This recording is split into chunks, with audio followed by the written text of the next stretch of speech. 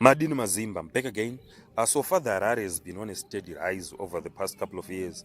His decision to concentrate on GT music was a very calculated and good, decision. It's a genre that a lot of Zimbos love, but somehow, if most artists they sort of like shun that genre. If you study the history of Zim music, a lot of the artists who have done some GT music, they've found some, a respectable success, but somehow, despite the evident and clear demand for it, artists continued to shun that sort of genre. So when Baba Harare left Japres as band to go solo and switch to GT, it was a good move for him, and he has found quite a lot of success.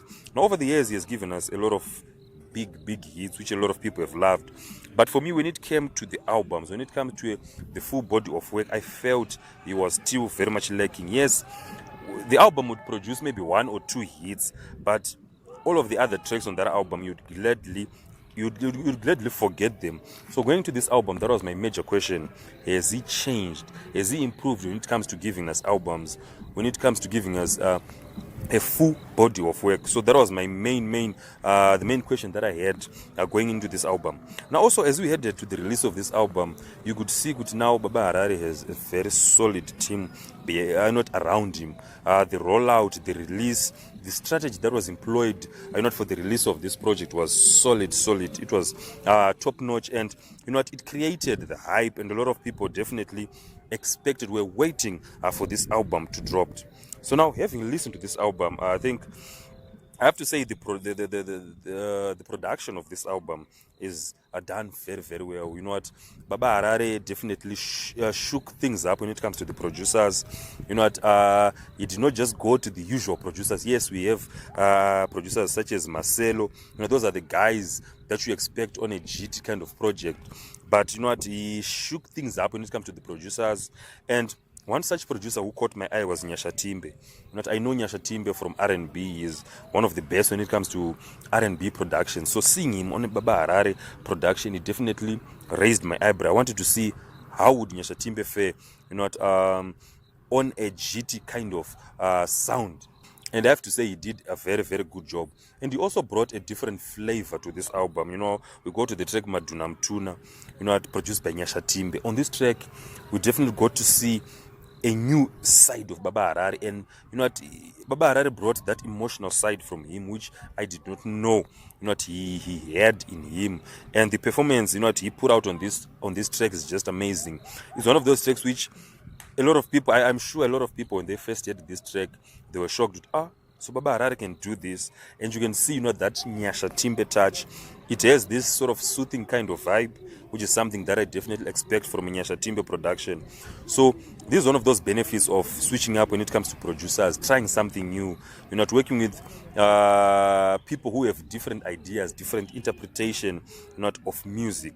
But not besides Nyasha Timbe, the other producers, which is Rodney Beats, Marcelo, Simplex, they all did a very solid job. And the combo of Rayo Beats and Nyasha Timbe, they did also a fantastic job on the mixing and mastering of this album. It's sonically very good.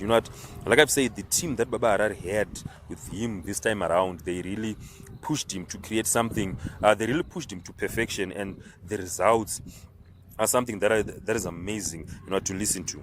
Now, the main theme addressed on this album is love and relationships. Yes, we know Baba Harare, he loves his love and relationship kind of issues, and they're all tackled very well. And as a departure from the usual style that you came to know and love from Baba Harare, having those crazy chants, those sexual kind of innuendos, they were very much significantly toned down on this album. You could feel with the team that is now around Baba Harare, they want to clean up his act. They want to make him more viable for corporate sponsorship, corporate endorsements. So they're cleaning up his act so that his music is much more clean. It's much more appealing to a lot of corporate partners who may want to partner with Baba Harare and his team. And This may also signal a change in the sound and the music of Baba Harare, because he's now moving more to that music which entices, which sounds good, which fits a lot of the corporates, and it's a good move. It can definitely pay off. So if in the coming months Baba Harare manages to get a couple of endorsements, it's definitely that final nail in the coffin. The old Baba Harare is definitely dead. Now on the vocals, Baba Harare was solid throughout.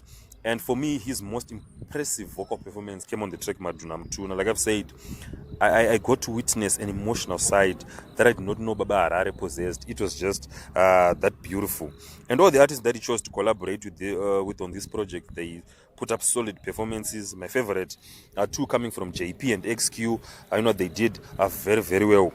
And to end this review, I have to admit, I enjoyed listening to this project a lot. And I have to say, Baba Harare finally has a project that you can listen to from the first track to the last track, and expect this album, the tracks on this album, to be on a heavy rotation towards this festive season.